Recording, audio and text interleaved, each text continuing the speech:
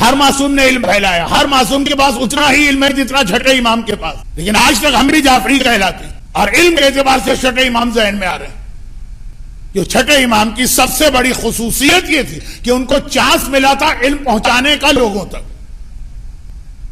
جبکہ یاد رکھیں کہ پانچویں امام کا علم اتنا تھا کہ پیغمبر نے کہا ان کو باقر کہنا علم پھیلانے والا، مگر ہمارے یہاں پانچویں امام کے علم سے زیادہ چھٹے امام کا علم مشہور۔ اور پیغمبر کیا ہے؟ پیغمبر کیا ہے؟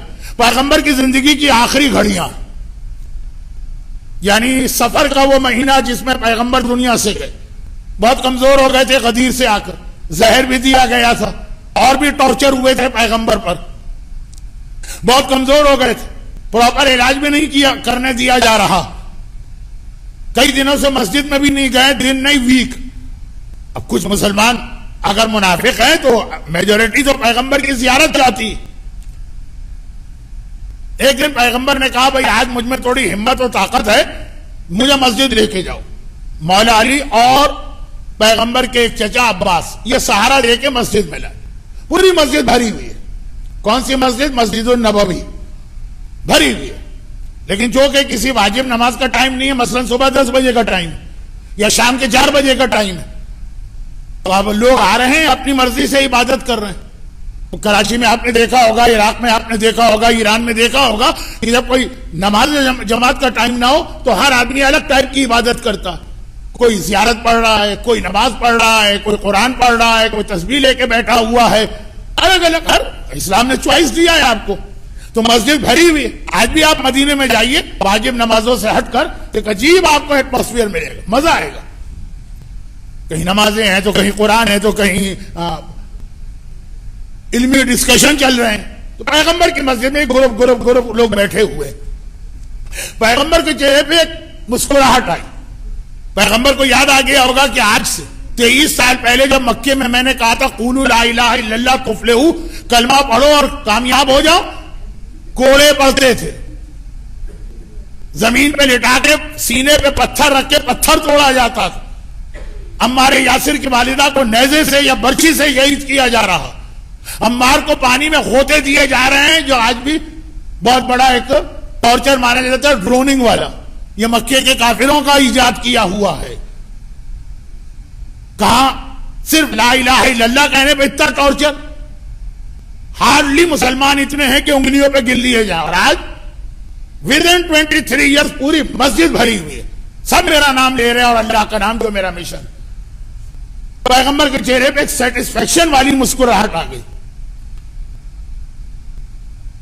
اس وقت کسی نے آگے بڑھ کے کہا یا رسول اللہ اتنی ساری عبادتیں ہو رہی ہیں، نماز بھی ہے، قرآن بھی ہے، دعا بھی ہے، تسبیح بھی ہے، علمی مسائل پہ بحث بھی ہو رہی ہے کہ وضو کے واجبات کتنے ہیں اور نماز کی رکعتیں کتنی، سب سے اچھی عبادت کون سی؟ پیغمبر نے کہا سب لوگ اچھا کام کر رہے ہیں، گڈ، لیکن بیسٹ جہاں پہ وہ مسائل دین پر بحث ہو رہی ہے، یہ کہہ کر پیغمبر اس جانب چلے اور کہا کہ میں ان کو جوائن کرنا چاہ رہا ہوں، نمازیوں کو جوائن نہیں کیا، میں نماز کی توہین کروں؟ مجھ پر جو میرے خلاف تو کمپلین ہی ہے کہ ہر چیز میں نماز کرتی۔ پیغمبر نے قرآن والوں کو جوائن نہیں کیا، پیغمبر نے دعاؤں والوں کو جوائن نہیں کیا، پیغمبر نے ان کو جوائن کیا۔ کیا کہہ کر جوائن کیا؟ کہا کہ یہ لوگ وہ عبادت کر رہے ہیں جس کے لیے اللہ نے مجھے دنیا میں بھیجا۔ اصل جو پیغمبر کو بھیجا گیا ہے ٹو ایجوکیٹ پبلک۔ جو آیت میں نے 2 آیتیں تلاوت کی، ایک تو یہ تھی کہ زمین روشن ہو گئی، جگمگا گئی، چمک اٹھی، اور ایک تھی کہ اللہ نے احسان کیا ہے تم لوگوں پر کہ اس رسول کو بھیجا جو یعلمہم الکتاب والحکمہ، تمہیں تعلیم دیتا ہے کتاب و حکمت کی۔ کہا یہ میری ڈیوٹی ہے، میں اس لیے دنیا میں آیا ہوں۔ دنیا کیوں بنائی گئی ہے؟ رسول کے لیے، اور رسول یہاں پہ کیوں آئے ہیں؟ ہمیں اور آپ کو ایجوکیٹ کرنے کے لیے۔ کہا یہ میرا مشن پورا کر رہے ہیں۔ چھوٹی سی بات کہہ دوں، وقت نہیں ہے ورنہ ہی تو باتیں پھیلا پھیلا کے کرتا۔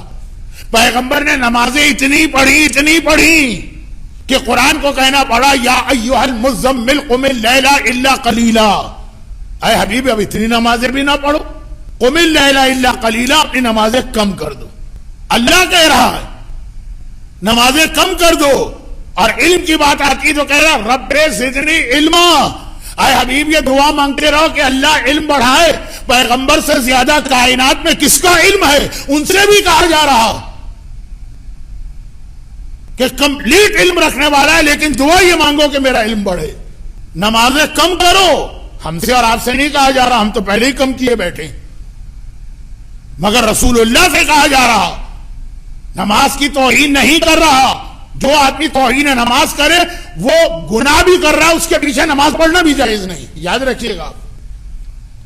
لیکن علم، یہ پیغمبر نے کہا میرے دنیا میں آنے کا مقصد